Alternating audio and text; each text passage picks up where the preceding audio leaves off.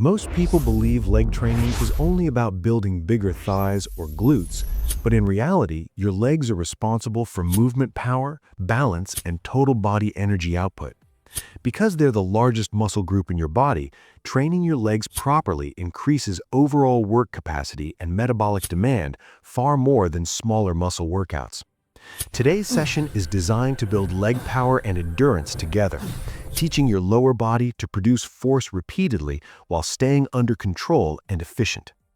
Welcome to day 13 of 15-minute Physique. Today, we focus on squat, hinge, and lunge patterns performed with controlled tempo and continuous tension. This workout is not about speed, jumping, or rushing repetitions.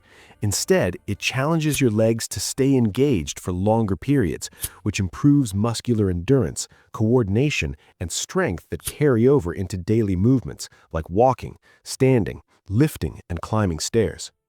Research consistently shows that the energy expenditure associated with bodyweight resistance exercises of various movement patterns performed at different durations demonstrates how demanding compound leg movements really are. After a short warm-up, we begin with slow-tempo bodyweight squats. Stand with your feet about shoulder-width apart and lower your body in a controlled manner by bending at the hips and knees, keeping your chest tall and your core engaged. Take about 3 seconds to descend. Pause briefly near the bottom to eliminate momentum, then press firmly through your heels to return to standing. Continue squatting with this steady rhythm for roughly 40 seconds, focusing on depth, balance, and smooth breathing. This controlled pace keeps constant tension on the quads and glutes, improving strength and endurance at the same time.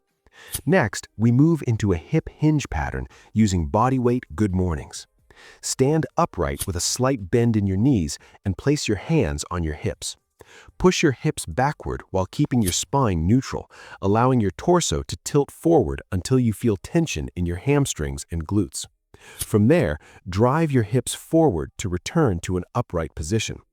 Perform this movement slowly and deliberately for 35 to 40 seconds, avoiding any rounding of the lower back. This exercise strengthens the posterior chain, the muscles responsible for hip power, posture, and protecting the lower back during daily activities. After that, we introduce alternating reverse lunges to challenge single leg strength and stability. From a standing position, step 1 foot backward and lower into a lunge with control, keeping your torso upright and front knee stable. Push through the front heel to return to standing before switching sides. Continue alternating legs smoothly for about 40 seconds. Reverse lunges place less stress on the knees while increasing glute activation, balance, and coordination, making them ideal for both strength and joint health.